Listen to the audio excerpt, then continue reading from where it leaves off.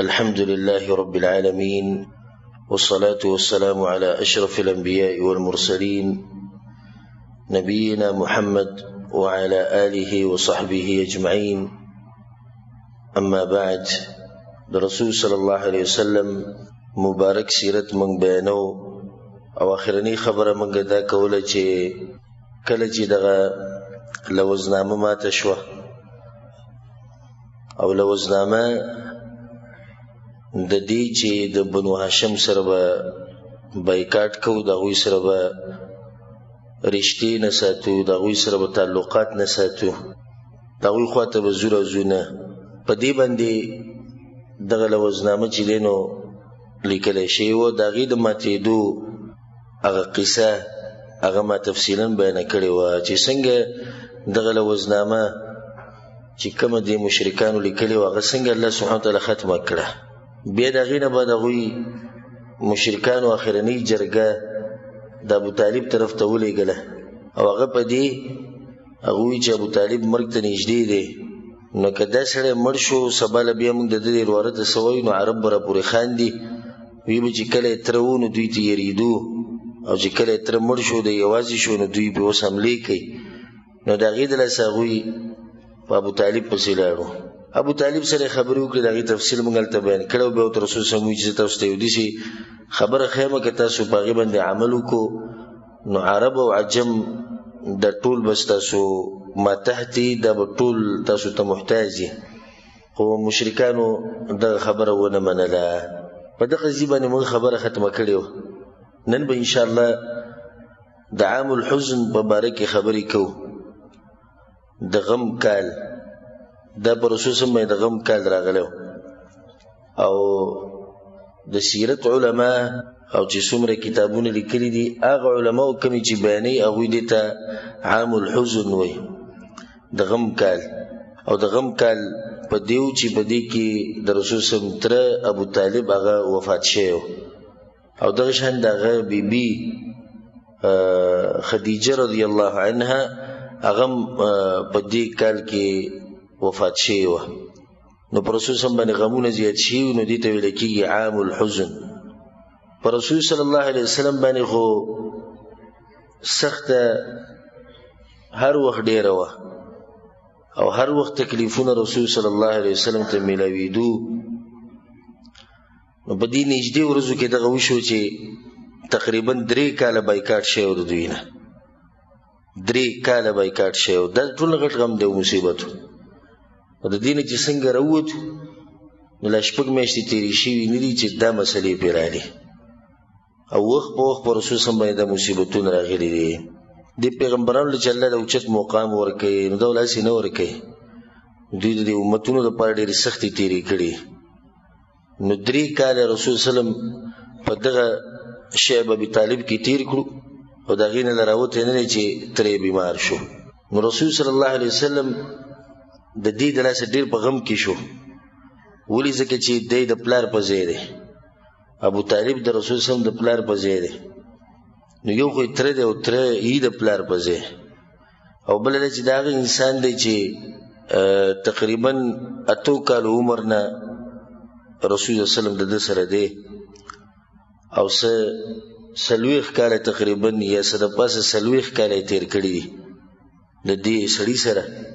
او هغه په هر ځای کې ولاړ دی، د ده مرسته یې کړې ده. نو رسول صلی الله علیه وسلم د دې د لاسه به لازم په غم کې و.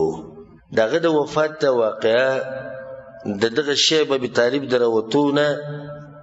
6 میاشتې بعد راغلې ده او دا کال چې دی نو دا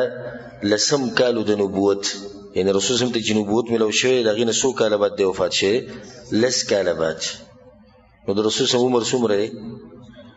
50 کاله. نو مطلب دا چې د ابوطالب سره څومره وخت تېر کو؟ 42 کاله. 42 کاله عمر هغه د ابوطالب سره تېر کو. لازم به په دې سړي به سړی خفه کېږي او بیا دې سړی چې هغه سره مرسته کوي. خو رسول صلی الله علیه وسلم ته چې کومه غټه مسله وه او چې کومې غټې خبرې غم اخیستی و هغه ده چې زما دا تره اسلام قبول کړي. دا د ټولو نه غټه خبره ده. او رسول صلی الله علیه وسلم بس صرف د تره په باره کې دا غم نه کوو، بلکې د ټولو کافرانو په باره کې د هغه دا غم چې دوی ولې اسلام نه قبلوي، دوی ولې ایمان نه راوړي. رسول صلی الله علیه وسلم په دې خپلو ملګرو د خبرې غم نه وړی چې د ملګرو ته مصیبتونه او سختۍ ملاوي. دلته رسول صلی الله علیه وسلم پته لري چې یو خو دوی ایمان راوړی، بل دی چې الله به له جنت ورکړي، او دا ورته هم پته لري چې د مصیبت د څه وخته پورې دی بیا به ختم شي.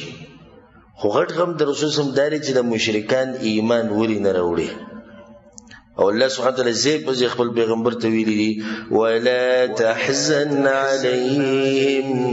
مغم جنه کېږه په دوی باندې. داسې نه دي ویل الله سبحانه وتعالی چې منهم مه یېرېږه د دوی نه، او مغم جنه کېږه د دوی طرف نه، مغم جنه کېږه په دوی باندې. ځکه چې دغه خبرې سره د رسول صلی غم ډېر نشته چې دوی ما تنګوي، ما ته تکلیفونه را رسوي، ما ته مصیبت ملاویږي دوی طرف نه. د دې سره د رسول صلی دومره غم نشته. څومره غم چې د دې سره دی چې د مشرکان ایمان ولې نه راوړي. نو ځکه ورته الله سبحانه وتعالی په سوره کهف کې دا خبره کړې ده چې پیغمبره ته خو به ځان مړ کړې، که دا ستا غمونه او سوچونه او فکرونه داسې وي دې مشرکانو په ایمان نه راوړو باندې، داسې خو به ته ځان مړ کړې، نو په دوی باندې غم مه کوه. هدایت د الله په لاس کې دی، که په قسمت کې و میلاو به شي، که په قسمت کې نه به میلاوي. سبحان الله. رسول الله صلی الله علیه وسلم په یو حدیث کې دا خبره کړې په صحیح بخاري صحیح مسلم کې. رسول صلی الله علیه وسلم انما مثلي ومثل ما بعثني الله به، وی زما مثال او د هغه وحي مثال کوم چې الله سبحانه وتعالی ما لرا کړی ده، کمثل رجل اتى قوما، لکه یو سړی دی یو قوم خواله راغی وته وی چې ای قومه انی رأیت الجيش بعیني، ما ګوره لښکر د دشمن په خپلو سترګو لیدلی دی، و انی انا النذیر العریان، او زه لغړ یره ورکوونکی یم. او دا په عربو کې په وخت کې دا عادت و چې څوک به یو قوم به یره اعلان به یې کو چې دوی توجه ډېره شي، نو کمیس به یې وویستو، کمیس به یې وویستو، کمیس به یې ورته هم داسې خوځه و. نو رسول صلی الله علیه وسلم وی یو سړی دی خپل قوم یری کمیس یې وویستی دی،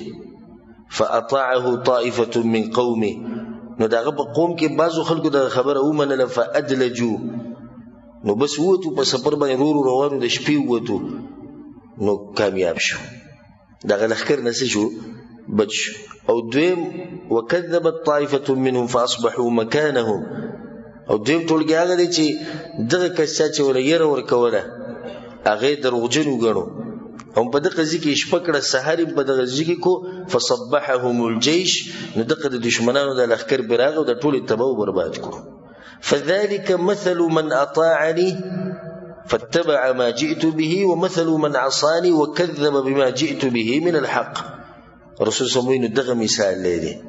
چې چا زما خبره منلې، زما طاعت کړې، هغه کامیاب شوی دی، لکه څنګه چې دا قوم کوم چې خبره ومنله هغه د لښکر نه بچ شو،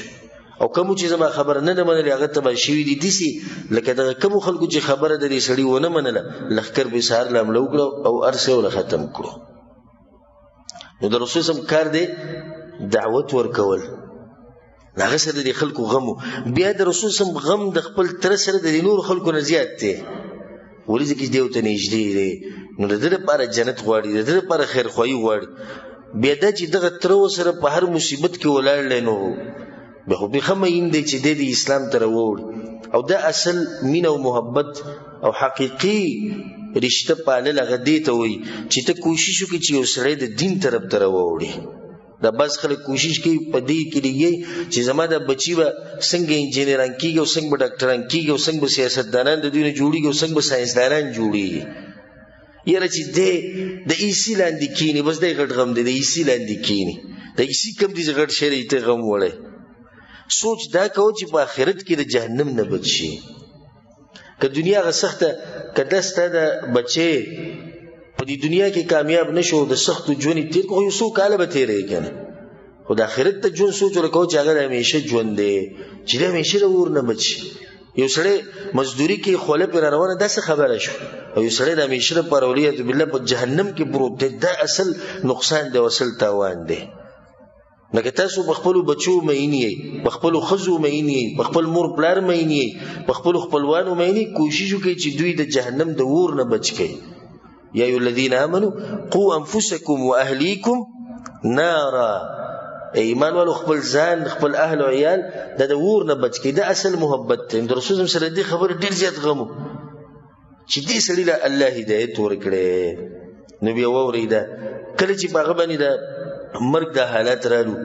او څه د پاسه 80 کاله د هغه عمر و، نو رسول صلی الله علیه وسلم هغه خواله ورغی. هغوی که چې دا اوس موقع ده راشي خبره به ورسره وکړم، که په دې ټیم کې خبره ومنله. په دې کې دا فایده چې دعوت به بندې نه، یو سړی ستا خبره نه مني که نه، ته خپل محنت او کوشش کوه. رسول صلی الله علیه وسلم یهودي خواله تللی و، په زنکدن کې وکړ، هغه زنکدن کې هغه ایمان راوړی و. نو هېڅ پته نه لګي د بس ملګري یو پیر دوه چاته نصیحت وکړي بیا وایي نه مني نه، دا لرې کوو د الله ګمراه کړي دي. نه ته به خپل محنت او کوشش کې او تا نه الله دا تپوس نه کوي چې ده ولې خبره نه منله. دا تپوس والله د هغه نه کوي، خو تا نه به دا تپوس کوي چې تا ولې نصیحت نه دی کړی. رسول الله صلی الله علیه وسلم ورغی او د ابو طالب د سر په خوا کې د مسلمانانو او د انسانانو سردار ناست دی او بل طرف ته د کفر سردار ابو جهل هم ناست دی. ابو جهل دا موقع ضایع نه کړه، هغه هم ورغی هلته کېناست. ابو جهل هم عبدالله ابن ابي امیه هغه هم د رسول صلی الله علیه وسلم په خوا کېناست. نو وایي چې په حدیث کې دا راځي چې لما حضرت ابا طالب الوفاة جاءه النبي صلی الله علیه وسلم، رسول صلی الله علیه وسلم فوجد عنده ابا جهل، ابو جهل د مخکې هلته ناست وعبد الله ابن ابي اميه دوزه د مخکې هلته ناست، دوه کسان. رسول صلی الله علیه وسلم ای عم اتره قل لا اله الا الله، لا اله الا الله هو كلمة احاج لك بها عند الله يوم القيامه. نو دا داسې جمله ده که ته ووایې که نه قیامت پر ورځ زه د الله سره ستا باره کې خبره وکړم، خو د هغې دپاره دا جمله ویل څه دي، دا لازم دي چې ته اسلام ته ننوځې. کوشش یې کوو په دې غوږ کې ورته لږ یا ووایې په دې غوږ کې، ځکه چې هغه زنکدن په حالاتو کې دی سخته پیدا. نو رسول صلی الله علیه وسلم په دې غوږ کې وایي تره کلمه ووایه قیامت پر ورځ به زه د الله سره خبره وکړم. دلیل په دې باندې چې رسول صلی الله علیه وسلم د هر چا لپاره خبره نشي کولی. په دې ورسېدی که دا به کې یوه فایده ده، که د هر چا لپاره خبره کولی شي نو دې کلمې ته به کې ضرورت نه، خو خبره به د الله سره کړی وی که چې مسلمان نه وي نو هېڅ نه قبلېږي. نو ابو جهل او عبدالله ابن ابي امیه خو خوا کې ناست شو. نو هغو ته ښه اترغب عن ملت عبدالمطلب، عبدالمطلب هغه دین پرېږدی، اخري وخت کې ځان شرمې. د اوسه پورې دومره د عزت ژوند ته تېر کو، د اوسه پورې چاته ملامت نه کړي، خو په آخري وخت کې د پلار نیکه دین پرېږدي او ته د یو قوم سردار یو مشر نه تا پورې دا کار مزه کوي. فلم يزل رسول الله صلى الله عليه وسلم يعرضه عليه ويعيدانه بتلك المقالة. رسول صلی الله علیه وسلم لګیا تر کلمو هغه بوته دین پرېږدي پلار نیکه طریقه پرېږدي، رسول صلی الله علیه وسلم هغه بدای رسول صلی الله علیه وسلم او دګیا دا محنت او کوشش یو طرف ته د رسول صلی الله علیه وسلم روان دي او بل طرف ته د کافرانو روان دي. نو اخري خبره چې هغه د خولې نه ووته هغه ده وایي چې حتی قال ابو طالب آخر ما کلمهم، اخرنۍ خبره چې ابو طالب کوم وکړه هغه دا چې علی ملت عبد المطلب، زه ابو طالب په دین باندې یم او دې څه تسوت. په یو روایت کې دا راځي چې لولا ان تعیرني قریش لاقررت بها عینک، واروي که چا ملامته کولی نو نن مې له سترګې یخولې په دې باندې. ته وګوره سړی د مرګ په حالاتو کې او د ملامتیا نه یېرېږي. دا اهمه نقطه په دې ټول درس کې د ټولو نه اهمه نقطه هغه دا شو چې د ډېرو ملګرو ته موږ وایو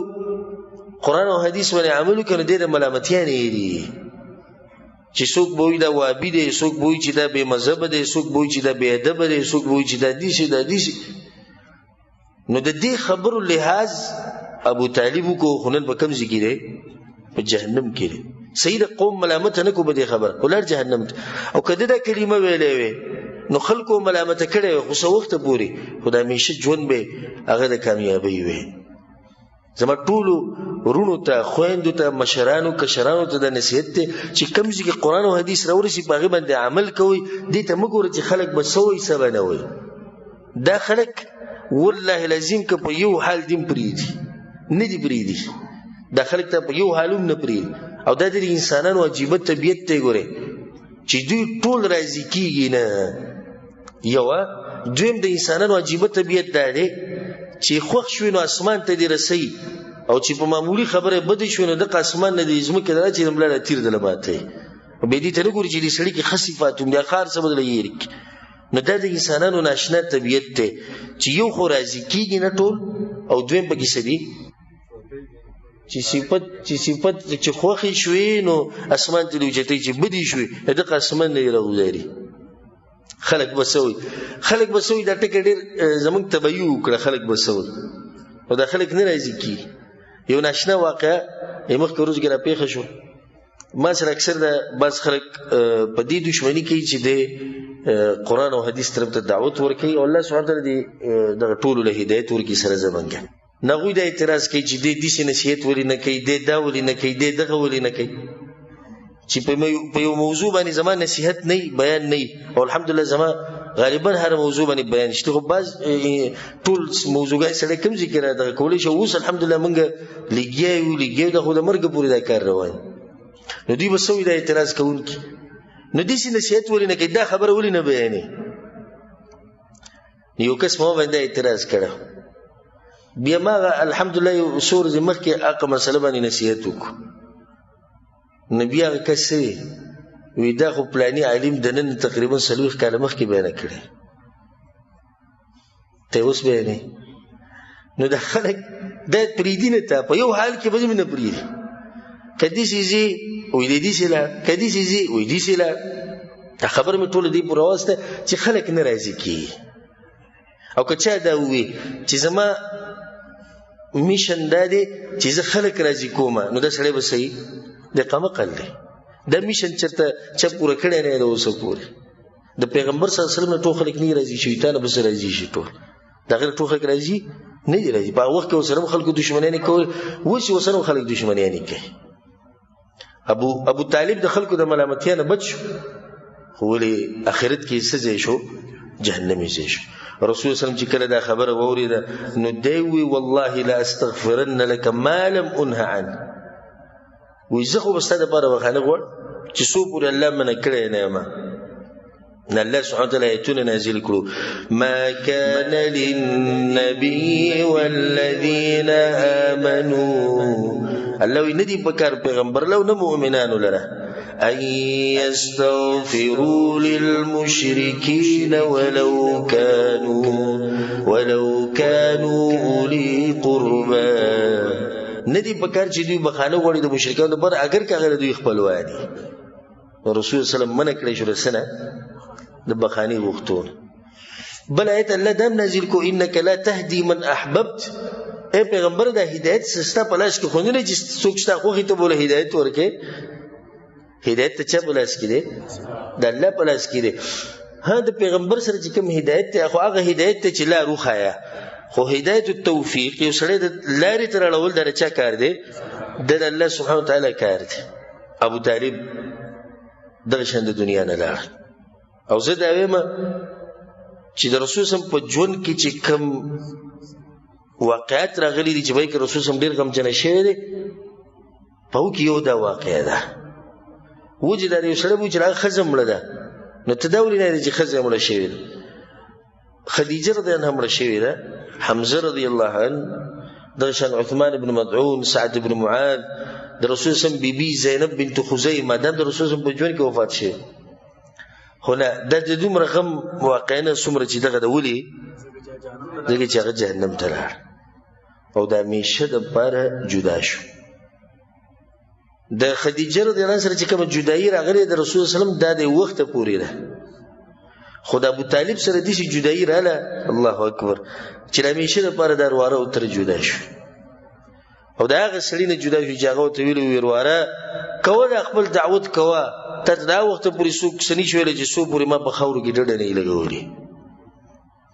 نو هغه تره چې کله په داسې حال کې د انسان نه جدا شي چې د همیشه دپاره ملاقات ختم شو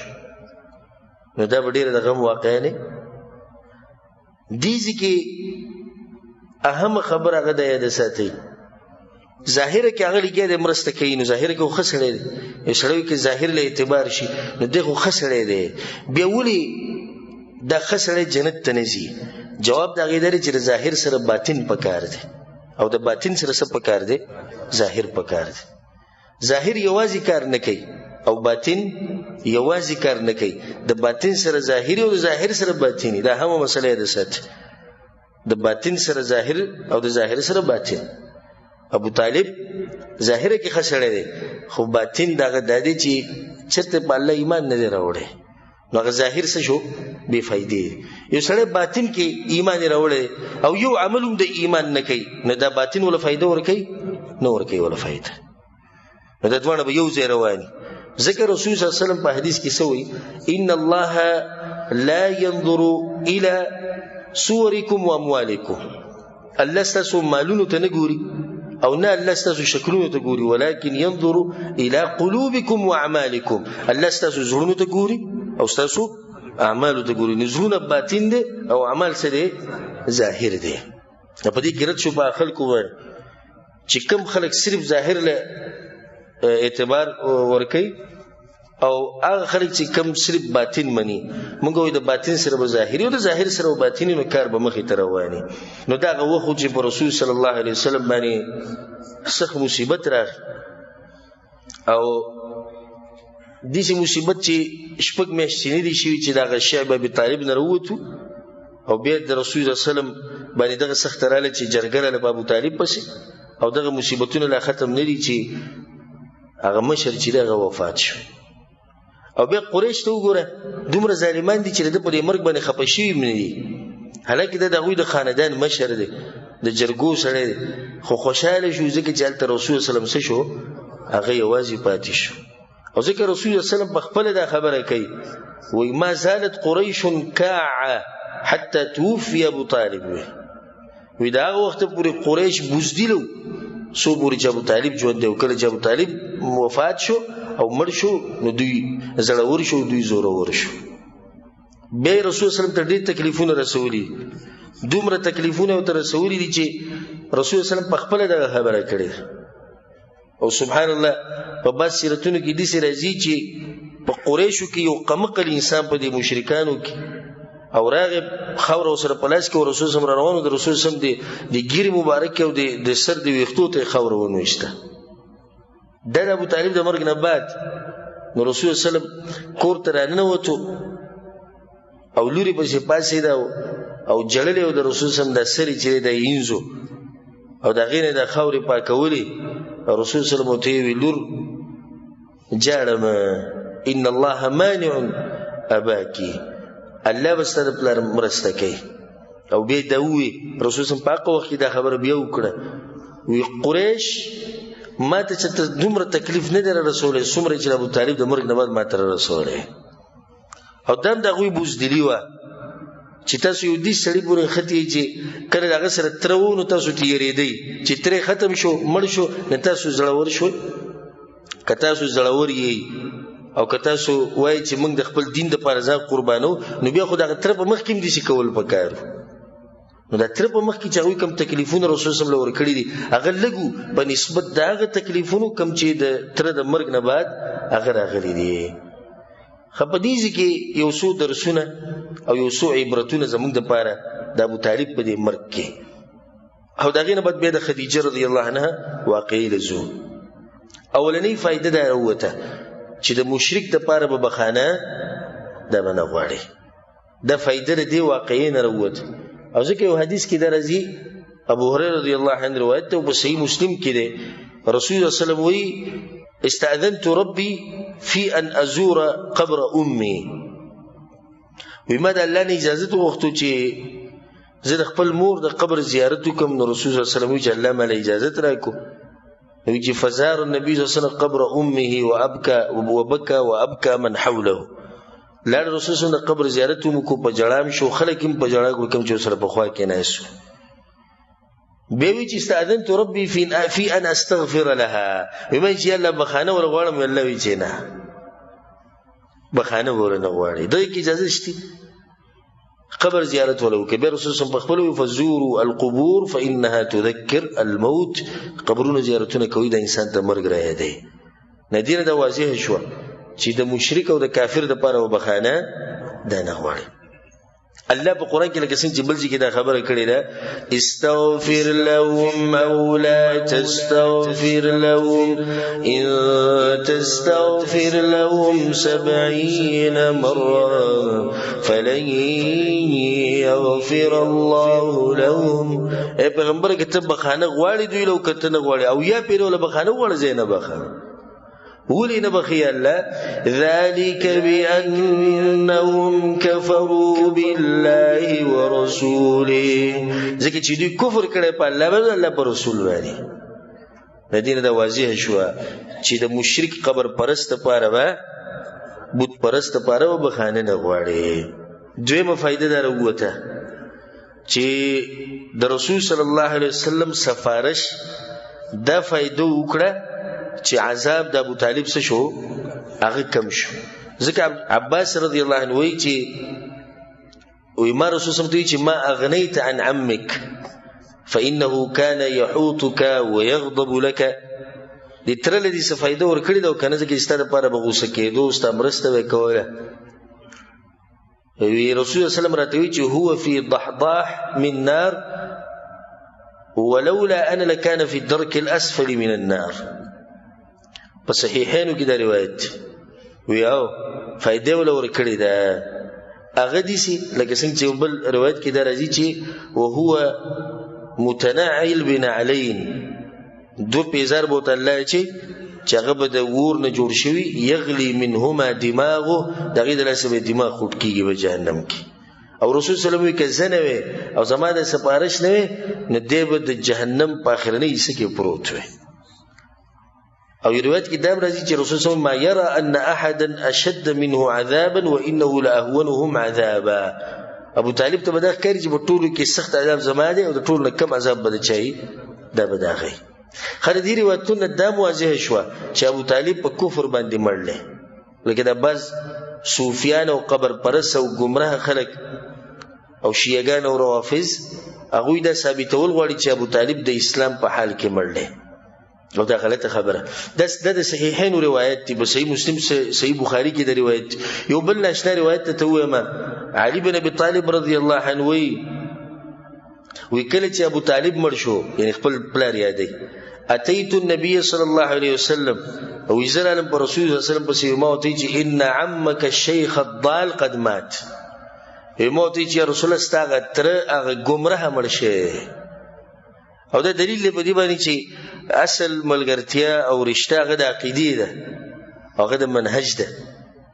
وی به ته چې فمن یواری څوک به په خاورو کې پټي نو رسول الله صلی الله علیه وسلم ماته امر وکړ چې اذهب فواری اباک لاړ شو په خپل پلار باندې خاوري واچو. نو یې زورلم او یو کند مې وکنه استوغیت مې خپل پلار ورغزار کو یا بای کې مې کېخو به بیر باسه خاور واچول بیا پروسسم پر شرالم نو ماته وی چې زلار شه غسل وک فدعا لي بدعوات به زما د پر دعاګانی وختي دسی دعاګانی دومره خوږی دعاګانی چې د ټول دنیا دغه په مقابله کې سنت ده. نو د دین د خو واضح شو او د حدیث امام احمد امام ابو داود امام نسائی راوړي د دین خو واضح شو چې ابو طالب په سمړلې ابو طالب په کفر باندې مړلې هغه اسلام نه قبول کړي. درې مفایده او غټه فائدہ چې د شرک سره یو عمل فائدہ نه ورکي د شرک سره یو عمل فائدہ نه ورکي. ابو طالب ډیر ښه کارونه کړی دي او ډیر مرسته د رسول سم کړی ده خو فائدہ ولولي ورنه کړه ځکه چې توحید پکې نو مشرک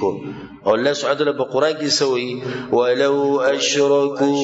لحبط عنهم ما كانوا يعملون. الله وی کچته پیغمبرانو مبارک الله وی کدی پیغمبرانو شرک کو د دې ټول اعمال به برباد شي. دا شرک دومره خطرناک بیماری د الله دې منګه ساتي چې معمولی شرک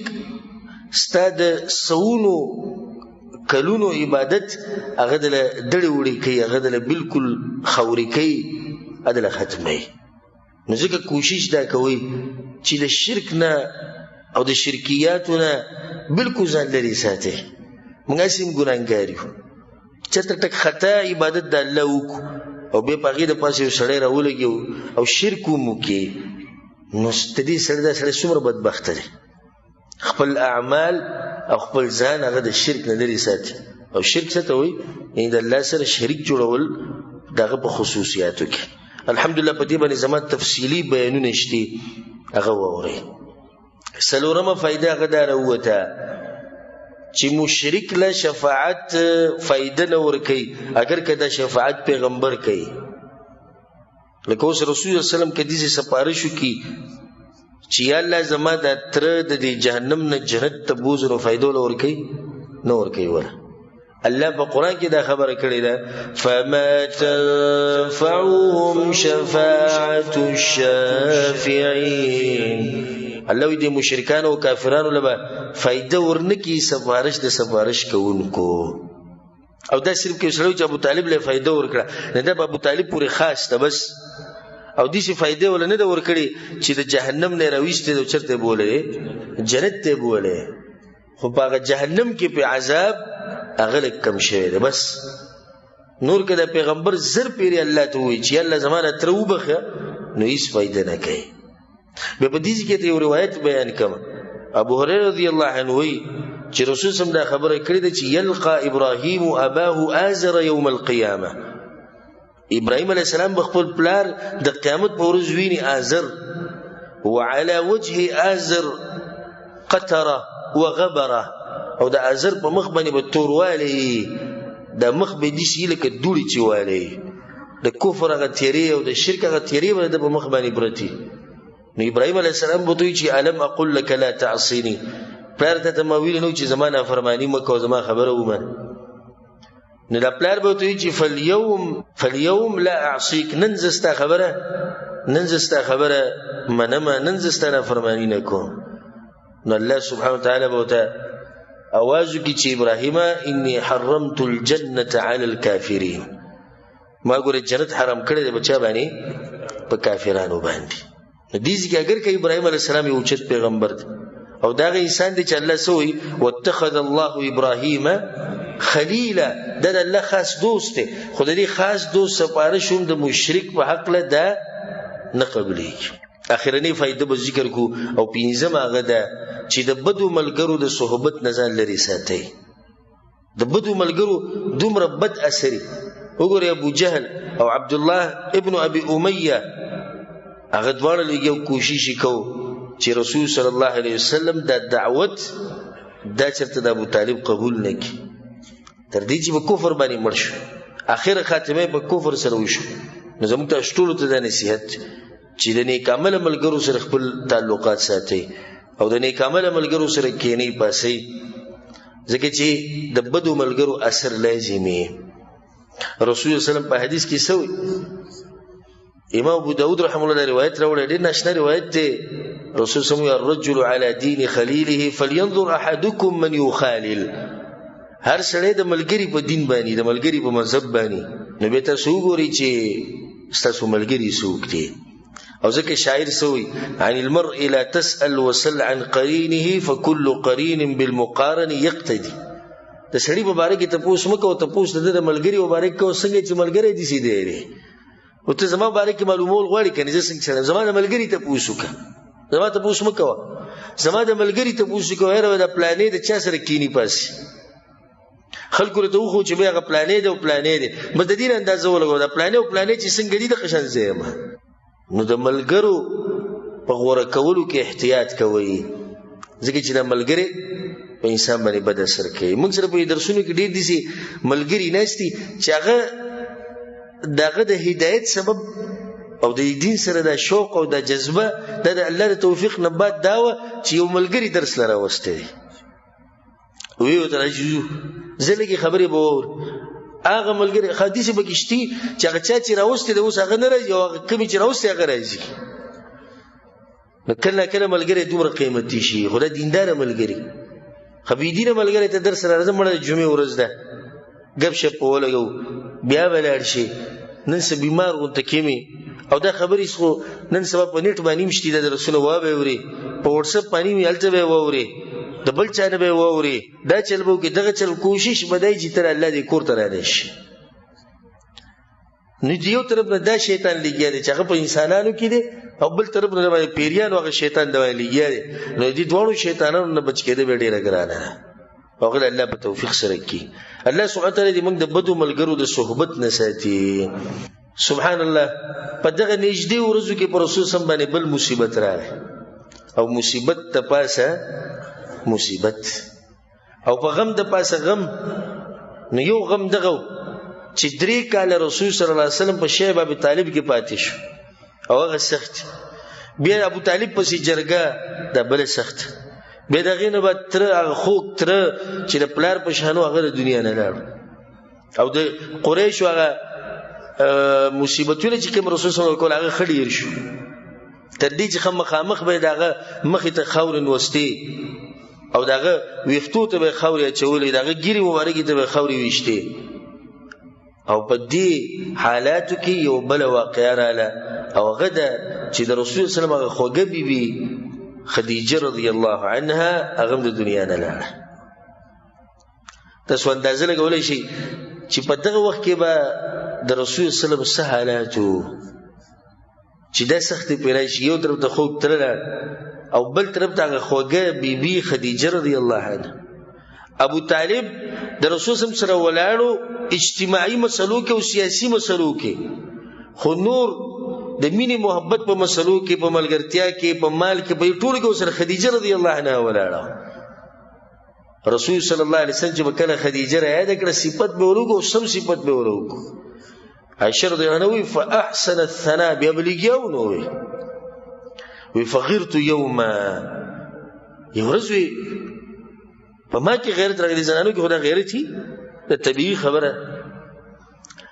موتي يا رسول الله ما اكثر ما تذكرها حمراء الشدق يا رسول الله تدغه بوډي خزه په مخه یاده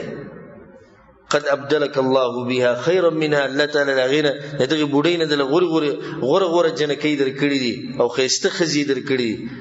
وي ما ته رسول سمې جنن دا خزي بشه خزه الله معنی نه را کړی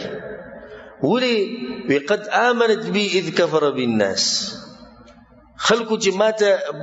په ما باندې کفر وکړ زما خبره نه منله هم دغه خزي په ما باندې ایمان راوړل وصدقتني اذ كذبني الناس او خلکو ماته دروغجن وي او دغه یو خزه چې دې ماته رښتینه وي وواستني بمالها اذ حرمني الناس او چې خلکو زمانه خپل مالونه بند کړو هر څه برکړو نو دغه خزه مال خپل مال لا کړه او دغه خزه چې الله وي مال دغه نه بچی را کړی نو مرګ خو مصیبت دی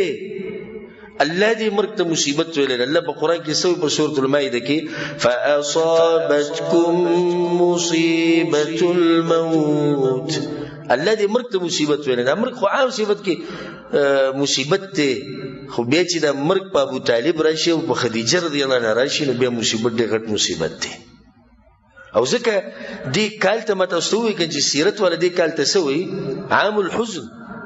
د غم کال او بعض علما دا وایي چې رسول صلی الله علیه وسلم ولدانو یې خو دې خو په صحیح سند سره دا خبره نه ثابته د دې لپاره صحیح سند نشته او نه مونږ دې لپاره صحیح سند اگر کما دې مسله کې لږ بحث کړو کتو می خو نو ملو شویرات نو صحیح خبرداري چې د امت علماو چې کړه دې کال د سخت ولیدي نو دې کال له نوم کې خو چې د کال د سختو کارو د کال د مصیبتونو او د غمونو کارو خدیجه رضی الله عنها یوازې د رسول صلی الله علیه وسلم بیبي نه ده ګوره یوازې د رسول صلی الله علیه وسلم د بچو مور نه ده بلکې اخو د رسول صلی الله علیه وسلم وزیر ده هغه د رسول صلی الله علیه وسلم هغه ملګری دی چې مشوره به رسول صلی الله علیه وسلم غسته وخت په وخت او هغه بوله سناشنا مشورې ورکولې موږ سره هغه تیر شوی د کله چې رسول صلی الله علیه وسلم په جبرئیل اول په راغی او رسول الله صلی الله علیه وسلم یریدل څنګه قیمتي مشورې ولا خدیجه رضی الله عنها ورک ځکه عمر رسول الله دغه د صفت کو کنه یو حدیث کې درځي د عائشه رضی الله عنها روایت ته وی چې ما غرت على احد من نساء النبي صلى الله عليه وسلم ما غرت على خدیجه د رسول الله صلی الله علیه وسلم د نوري بیبیانی چې څومره دي د رسول الله ټول بیبیانی سودي یولس او په دې سیرت کې ان شاء الله زه په زه دوی تذکره راځي نغه ټول هغه حالات ان شاء الله تاسو ته معلوم شي یو پکې خدیجه ده یو عائشه نو پاتې سو شوي نه وی په دې نه بیانو کې په یو باندې مال دومره غیرت نه راغلی څومره چې په خدیجه رضی الله عنها راغلی وجه هغې سره وی وما رأیته ما لیدلم نه و دا وی ما نه ده لیدلی ده ولكن كان النبي صلى الله عليه وسلم يكثر ذكرها رسول صلى الله عليه وسلم وربما ذبح الشاة ثم يقطعها کله کله به ساروی واغست هغه به بیا حلال کو وړکه به کو ثم يبعثها في صدائق خديجه او به د کسانو ته وی دا د خدیجه غپلانی ملګری لوي سي دا غپلانی او غپلانی لوي سي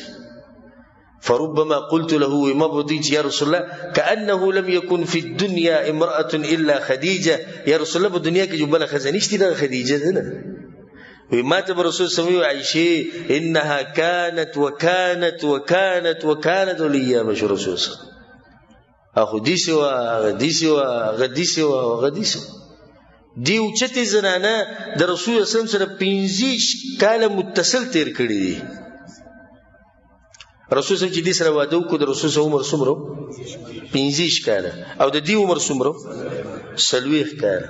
15 کال وسه تیر کړی نو د چې وفات کېده د دې عمر څومره شو 15 کال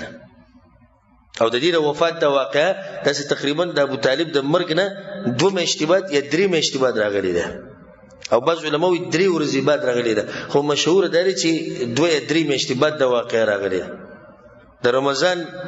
په میاشت کې او لسم کالو د نبوت او عمر دغه سو 15 کال د رسول عمر سو شو 50 کال دې زنانه د رسول صلی الله علیه وسلم سره په یو ځای 15 کال تیر کړی متصل بل خزب د رسول صلی الله علیه وسلم په دې وخت کې نه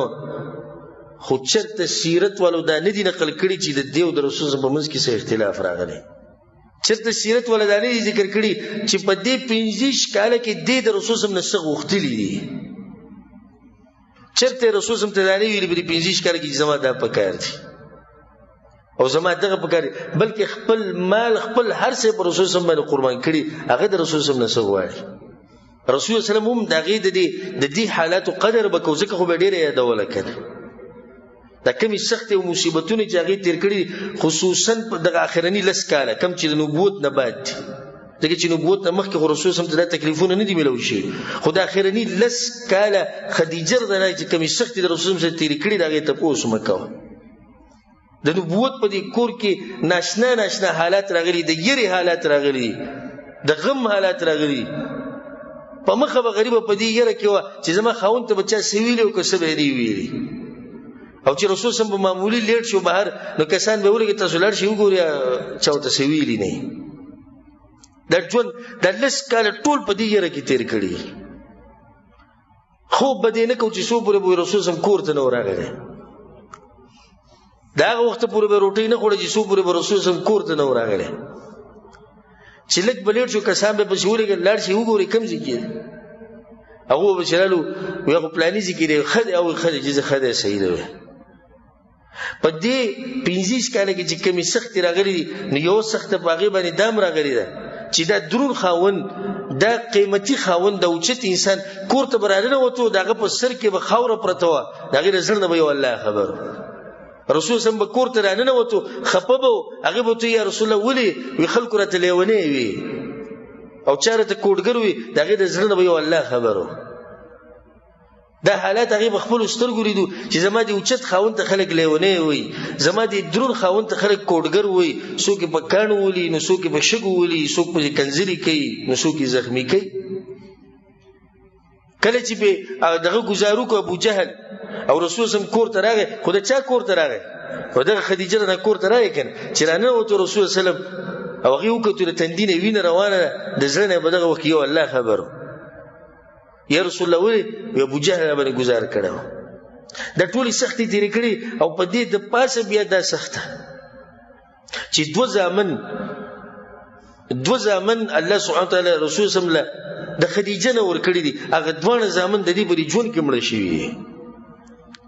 او بیا مشرکان رسول صلی الله علیه وسلم وی دا میراث ته میراث وته چې د نر اولاد نشتی هغه سخته چې خدیجه رانه کوم راغلی په دې سوچ کې زما د خاوند په خلک ولې دا خبرې کوي الله اکبر. او بیا اخرنی 3 کاله چې کوم په شیب ابي طالب کې د کمزوري زنانه تیر کړی دغه به سووي دا سخت خوې دا نوري خدای سره بیا د اخرنی 3 کاله خد سختونه ډکو بچو به ته کور کې جلل چې موږ وږي شو یو دغه مالدار خزي سره چې په ټوله مکه کې به دغه تذکره کړي دغه سبب دور پیسې نه چې بچو له سبق کړي وي دا مال چرته لاړ خدای ټول مال پر رسول سم باندې قربان کړو دا ټول مال په هغه باندې لګول او ځکه دا ساتي چې کله هغه مړ شو نو په میراث کې رسول سم ته 1 روپۍ نه د پاتې شوی 1 روپۍ ځکه چې هغه سره سونه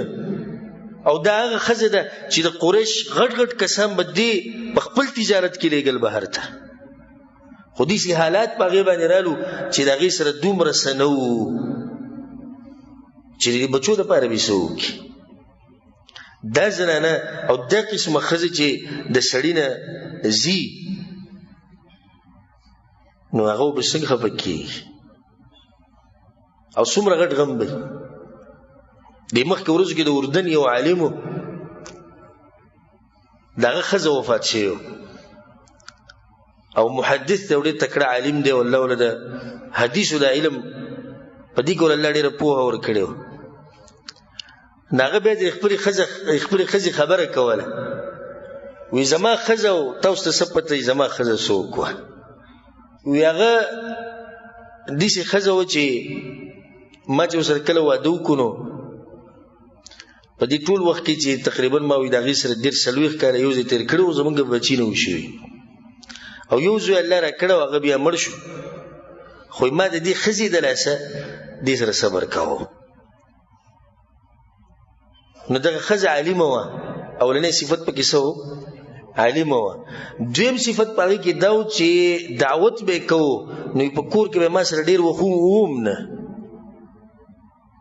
کله په یوځي کله بل ځکه ما به ټلیفون کوه ته وځه دلته څه زنانی دی هغه ته نصیحت کوم به درځم او بار بار به ما ته دوی چې ستا په حق کې من کمې کو ما ته جنیس کمې نه دا دعوت چې تکې د زمو په کار دي او پیسې به جمع کولې سمه زمانہ غستې او باغې باندې به د خزل برقي غستې نه چې څوک به خواله راتلنه پای کې به ول هدیه ورکوله دا دغه ټول عمر کارو بل صفت پای کې دا چې قران و د ټول زبانی یادو دریم صفت سلورم صفت پکې دا چې د رسول سم د حدیثونو غټه ذخیره هغه ته زبانی یادو او د ټول لوچت صفت دا چې ما سره دا خبره کړي و او لازم کړي و چې موته به هر شپه د قران دومره ایسو د حدیثونو دومره ایسه دا به یو بل سره اړو کومګ بیمارانی او کومګ هر څه خدا وکړو نو زموږ دغه ترتیب روانو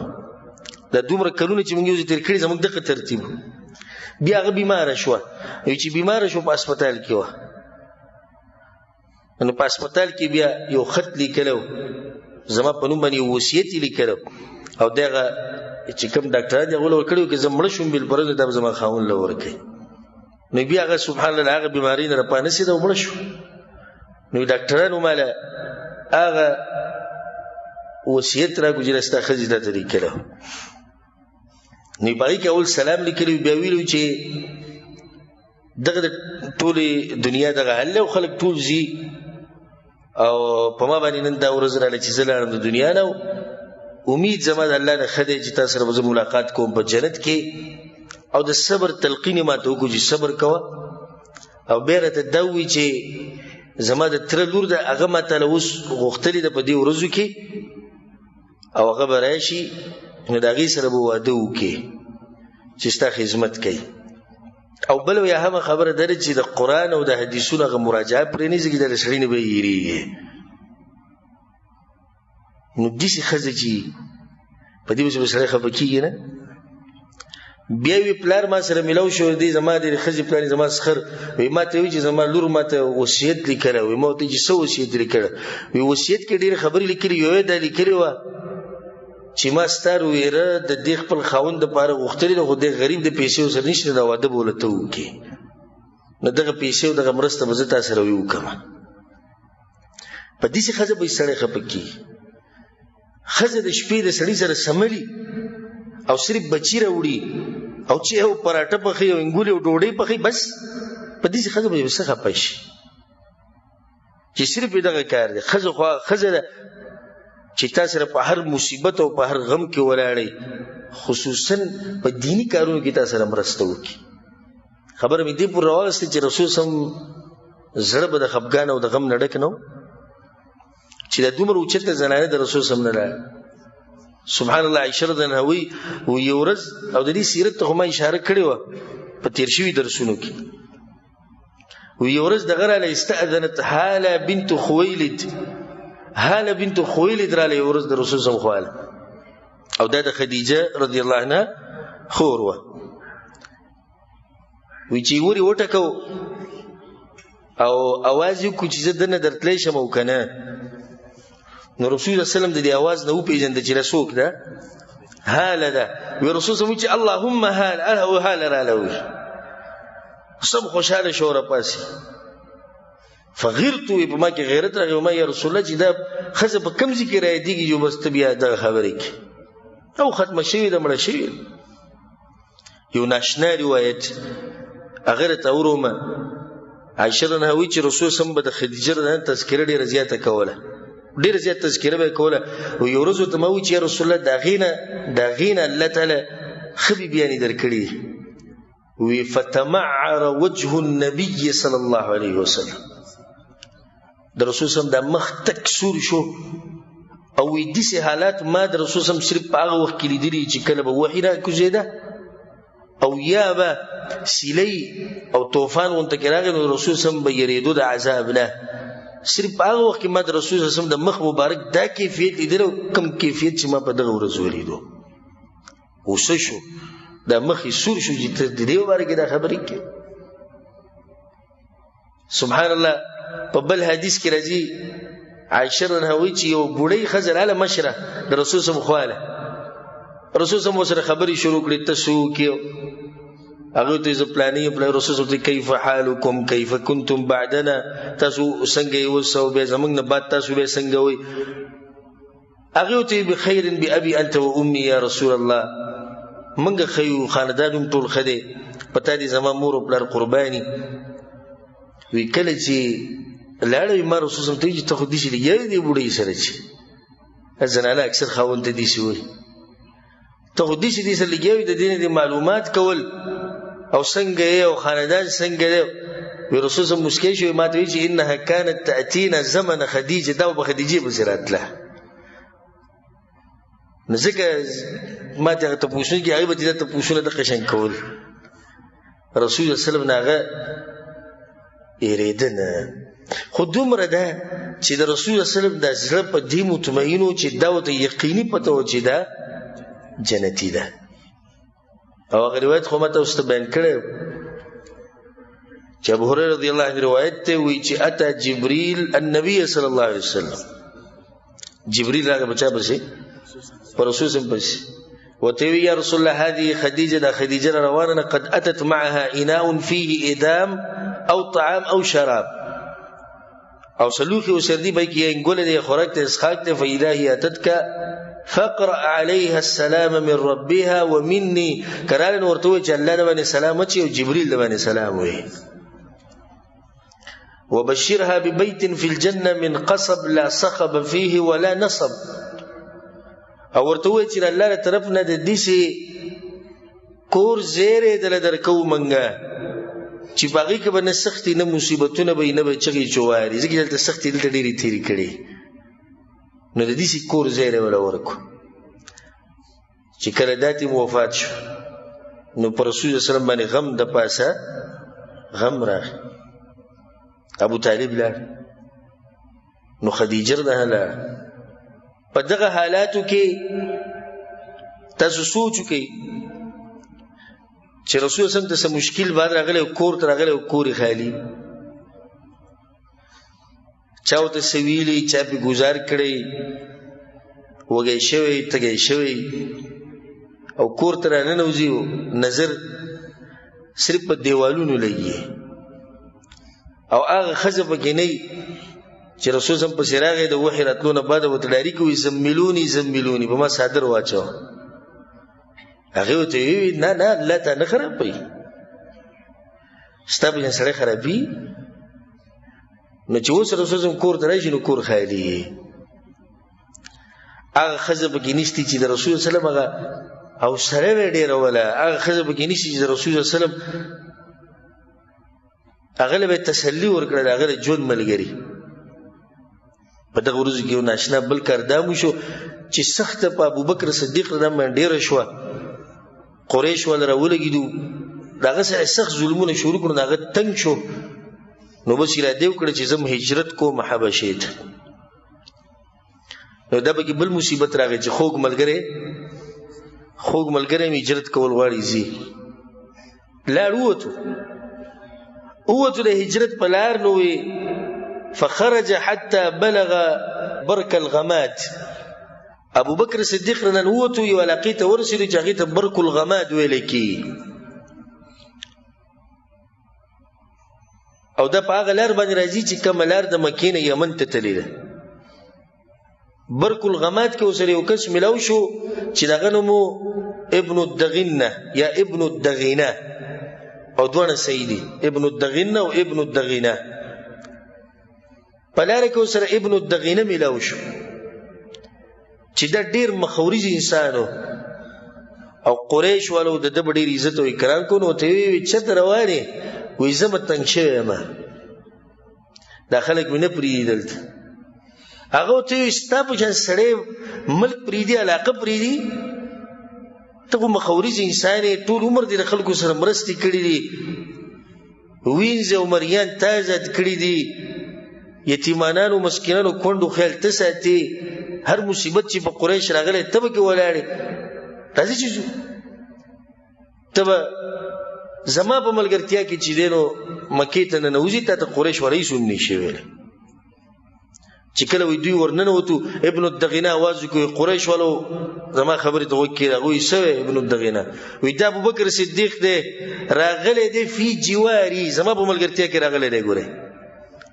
او زول د خپل طرف نه امان ورکوم او ما ول لوز ورکړی تا ته سوکسنی شي ویلې دا ابو جهل در پاسي وی ابن الدغینه ته د دسر مرسته کې مسلمان شوی وینه مرسته وسره کوم بس بیا صحیح ده نو تاسو خبرې ته وسوک انکار وکي چې ته وې دې وسوک نه تنګې نو مونږ به نه تنګو نو ابوبکر صدیق نه واپس را او دې ساتي ابوبکر صدیق رنن تر دوه هجرتونو ثواب به ملوي یو هجرت اخو مدینه ته کړه واځي د دې هجرت ثواب به ملوي کنه ملوي ولې به ملوي اراده کړي وا خو په تشو ارادو باندې ثواب نه ملوي تشو اراده د کم صاحبان چې صرف لګي اراده لیکي او په ځړ کې پټي می چې نه کومه په دې ثوابونه نه ملوي مشرج دا خو اراده دم کړو اصلي اراده نه وکړي عمل هم کړو نو دې شوله کې د چې هجرت کړي نو دته به د دوه هجرتونو ثواب ملوي په دغه وخت کې پروسس باندې دا سخت امرال چې هغه نږدې ملګری هغه اراده کړې د هجرت په دغه ورځو کې یو بل واقعه را هغه بیان کو په هغه باندې درس ختم کو چې رسول سلام وعده کو د سوده رضی الله عنها سره سوده رضی الله عنها د یو چته زنانه و او ډیره پوهه زنانه و د چت خاندان سره تعلق ساتو نو د رسول سم کور خالی شي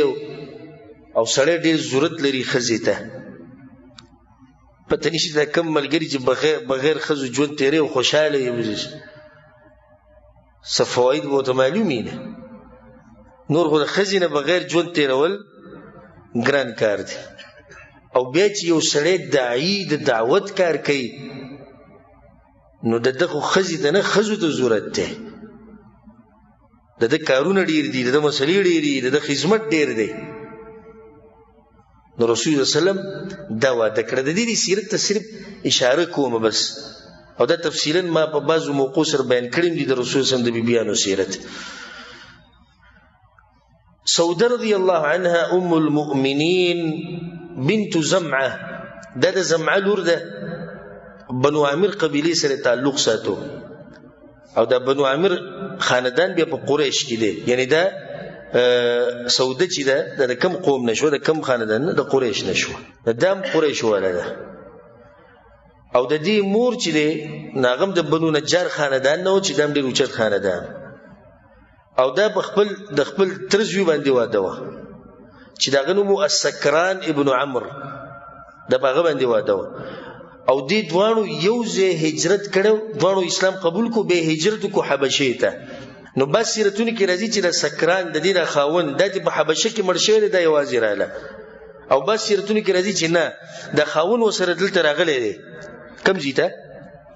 مکې ته، او بیا مړ شو. نو خوله بنت حکیم رااله پر رسول زم پسې ویا رسول الله خدیجه د وفات شو ته یوازې څوک جنې دلته ونه غواړو؟ رسول صلی الله علیه وسلم وغواړي نو تاسو زنانه په دې باندې خپوي. هلته رسول صلی الله علیه وسلم په خپل کار کې مصروف دی، د توجه نشي دې طرف ته چې اوس کومه جنې وغواړم څنګه وغواړم.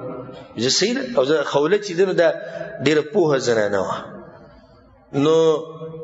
ورته وی یا رسول الله پیغله ځوانه جنې دلته وغواړو که نه کونډه؟ رسول صلی الله علیه وسلم ورته وی دا پیغله چې ته یې دی دا کومه یو ده؟ وی ابنة احب خلق الله الیک،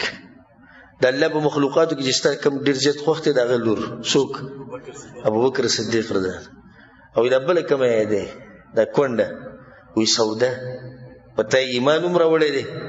او ستا په لار روان هم ده او خاوند ترې مړ شوی ډېر درنه ښځه ده، نو ستا څه خبره دي دا دواړه دله وغواړم، د دواړو خبره به دله زه وکړم. رسول الله صحیح ده لاړه شه. نو هغه لاړه په ابوبکر صدیق رضی الله عنه پسې، بیا د هغه ځای نه راووته، بیا لاړه په سوده پسې. او د عایشه رضی الله عنها د واده واقع د پر روان درسونو کې راځي، د هغې د دې واقعې په باره کې تفصیل نه کوو، خو دلته سوده رضی الله عنها خبره کوو. وایي چې دا په سوده رضی الله عنها پسې لاړه، نو دې سوده ورته وویل څه چل دی، د څه لپاره راغلې؟ ورته یې ویل رسول صلی الله علیه وسلم رالېږلې ما تا غواړي. هغې ودیدتو، زما خو هم د ارمان دی چې ده سره واده وکړم، خو زما پلار پسې لاړه شه. دا د درنو خلکو عادت دی، خیال هم دی، دا د درنو خلکو طریقه ده. رشته غواړي رسول صلی الله علیه وسلم، خو لاړه شه به چا پسې؟ زما پلار پسې. نو د هغه سره خبره وکړه. زموږ په شریعت کې دا نشته جنکۍ تختول او بیا په ځان له ودونه کول، او دا د عشق او د مینې د لاسه یو بل سره وي تلي دي د کلي نه، دا پرېږده، دا عاشقان دي او دا لیلا ده او دا مجنون. لیلا مجنون دا زموږ په شریعت کې نه چلیږي. زموږ په شریعت کې دا چلیږي چې جنۍ بغیر د ولي نه د هغې نکاح ته نه کېږي. وایي دغسې کې زما پلار دی به پسې ورشي. هغه وایي چې زه ورغلم نو پلار یې ناست و هو شیخ کبیر، بوډا سړی و مشر. وایي ما پې سلام واچوه، وایي ما ته یې وایي چې څه چل دی؟ وایي ما ورته وایي چې محمد ابن عبدالله رسول صلی الله علیه وسلم کو. نو ته محمد ابن عبدالله صلی الله علیه وسلم هغه زه رالیږلی یم او ستا دا لور غواړي. هغه سړی خو ګوره ډېر اوچت سړی دی، پلار یې څه وي؟ هغه سړی وایي څه دی؟ اوچت سړی، کفء کریم، پوره د هغه دې سره لږي، او ډېر اوچتو اخلاق والا سړی دی. نو بیا یې دې سوده ته اواز وکړو، سوده ته دې خو راشه راله. وی دا راغلی دا خوله، او وی چې رسول صلی الله علیه وسلم یادوي چې هغه ته غواړي، او زما په رایې کې خو سړی ډېر ښه سړی دی. نو ته څه وې؟ وردي کوله؟ وی هغې ورته چې نعم. نو بیا رسول الله صلی الله علیه وسلم هغې ته ووایي چې موري رجلا من قومک یزوجک، بس یو کس بل خپل قوم نه راولي چې هغه ته ما ته واده کړي. نو دې سیده ورته واده کړه. په بعض سیرتونو کې دام راځي سبحان الله، وی کان لها 5 صبیه او 6، دغه زوړ خاوند نه یا شپږ بچي و یا 5. نو رسول صلی چې کله دا وخته، نو دې دا ووایي چې یا رسول الله ستاسو خبرې ته به څوک انکار وکړي؟ په دې ټولو انسانانو کې زما ټول نه زیات محبت تا سره دی، خو دا زما د 5-6 بچي دي، او دا به سهار ماښام ستا د سر ته راشي او د ټول کارونه به دې وباسي. دغه چې بچي کله په کور کې ډېر شي نو سړی څه کړي؟ مصروفه شي، یو جاړي نو یو بیمار دی، یو څه غواړي بل څه غواړي. یا رسول الله دا 5-6 بچي، رسول الله بل څه مشکل خو ته نشته، وینه نشته، بس بیا دغه پرېږده. زه د قریش زنانه پیژنم. رسول صلی الله علیه وسلم زه د قریش زنانه پیژنم چې هغوی څنګه د بچو خیال ساتي او څنګه د خاوندانو خیال ساتي. او تکړه زنانې دي ته ته به دواړه یو ځای کې سید یا رسول الله چې ته خوشاله مو خوشاله نو رسول صلی الله علیه وسلم سره واده وکړو. نو دا اولنۍ زنانه ده چې د خدیجه رضی الله عنها د مرګ نه وروسته رسول صلی الله علیه وسلم واده کړی او دې سره د واده چې کړی دی نو د نبوت لسم کال او د شوال میاشت وه خو بیا وروسته دې چې راځي دې بصیر ده خو ډېره دینداره زنانه او غټ صفت په دې کې دا و چې عبادتونه به ډېر زیات کول او صدقې به ډېرې ورکولې. ځکه عایشه رضی الله عنها سوی وی ارمان چې زه سوده وې دی ورمان یې کړه. ولې ځکه دې به عبادتونه ډېر زیات کول ډېره طاقتوره مو وه. نو دا عبادتونه ډېر کول د طاقت او زور غواړي. خو دومره و چې عمر د دې سو هغه ډېر نو بیا رسول صلی الله علیه وسلم د نور ودونه وکړو او په هغو کې کم عمر هم وي او په هغو کې ښه ښایسته وي. نو سوده ته پته ولګېده چې زما اوس هغه مقام نه دی کوم چې مخکې و. دغه لکه عایشه رضی الله عنها حفصه رضی الله عنها دا نورې زنانه ښایسته هم دي عمرونه هم کم دي. نو دا به ډېر په غم او په سوچ او په فکر کې وه په مخ. او دا ښځې ته غټ غمي چې کله خاوند دي چې د هغې طرف ته ډېره توجه نه کوي. نو دا به ډېر په غم او په سوچ او فکر کوي. نو رسول صلی الله علیه وسلم بیا بعض روایتونه کې دي سره چې رسول صلی الله علیه وسلم اراده وکړه چې دې له طلاق ورکړم ځکه چې دې غم او سوچ فکر ښه ډېرېږي. نو چې کله دې ته پته ولګېده چې رسول صلی الله علیه وسلم داسې ویلي دي نو دوه کاره یې وکړو. یو یې دا کار وکړو چې خپله ورځې چا له ورکړه عایشه رضی الله عنها او یا رسول الله کومه ورځ چې زما راځي ته ما پسې مه راځه هغه ورځ باندې ته عایشه پسې ځه. د دې لپاره چې د رسول صلی الله علیه وسلم د زړه زمانه تور نشي او تنګ رانه نشي. نو دویمه خبره دا وکړه وی ما بي علی الازواج من حرص زما یې رس دا نه دی چې زه دې د خاوند سره یم. یو عمر داسې چې بیا ښځې خاوند ته دې ضرورت هم نه وي دې لپاره چې شهوت پوره کړي. خو د دې لپاره چې الله سبحانه وتعالی د قیامت په ورځ ما د دې پیغمبر بیبي راپاڅوي دغه مې خوښه ده. رسول صلی الله علیه وسلم وی یا رسول الله مه راځه کمرې ته خو دا زما لپاره غټ عزت دی چې زه ستا ښځه یم او ستا په نکاح کې یم. نو دې په هغه وخت کې عمر هم زیات شوی او بدن هم دروند شوی. ځکه عایشه رضی الله عنها وایي چې کله موږ مزدلفې ته لاړو حج چې کله کوو د رسول صلی الله علیه وسلم بیبیانې تللې نو په مزدلفه کې چې کله نیمه شپه تیره شوه نو د سوده رضی الله عنها د رسول صلی الله علیه وسلم اجازت وغوښته چې موږ ځو مینا ته. رسول صلی الله علیه وسلم هغې له اجازت ورکړو. او ځکه علما وایي چې کوم معذوره خلک دي زنانه دي ماشومان دي هغه د مزدلفې په دې شپه باندې نیمې شپې نه بعد وتی شي. ولې دا چل وکړو؟ عایشه رضی الله عنها وایي چې وکانت امرأة بطیئه ډېره ورو ورو به روانه وه عمر یې زیات شوی او بل دا بدن پې او دروند شوی نو د هغې د لاسه به دا په تلو کې به ورته لږ مشکل و. نو رسول صلی الله علیه وسلم اجازت ورکړو نو دا نیمې شپې نه بعد ووته او عایشه رضی الله عنها وایي چې موږ سحر منځه نه بعد بیا موږ وتیو. او دا سوده رضی الله عنها د عمر بن خطاب رضی الله عنه په زمانه کې وفات شوی او بعض علما ذکر کوي چې تقریبا 450 کالو د هجرت چې دا وفات شو او لاړه د رسول صلی الله علیه وسلم ملاقات هغه وکړو. ځکه چې دا ټول یقیني خبره ده چې دا ټول څه دي د جنتیان دي. نو د دې سره زموږ د درس هم اختتام ته ورسېدو په دې به اکتفا وکړو. انشاءالله بیا پر روان درس کې به دا خبره بیانو چې آخر ولې دې صحابه کرامو او د رسول صلی الله علیه وسلم دې ملګرو دومره صبر کوو د هغې څه وجه وه. او بل به دا خبره بیانو چې د رسول صلی الله علیه وسلم زړه تنګ شو غمونه پې ډېر شو نو لاړ کم طرف ته د طایف سفر یې وکړو. وی که هلته چې ته ملګري میلاو شي نو هلته ورته ښه سخت مخې ته شو خو مصیبتونه بیرالو دغه تذکره و ان شاء الله پر روان درس کې کو الله سبحانه تعالی دې څنګه چې په دې مبارک جمعات کې موږ یو ځای کړیو د شان الله سبحانه تعالی موږ د خپل خوږ پیغمبر محمد صلی الله علیه وسلم سره په جنت الفردوس کې یو ځای کې هذا والله اعلم وصلى الله على نبينا محمد وعلى اله وصحبه اجمعين.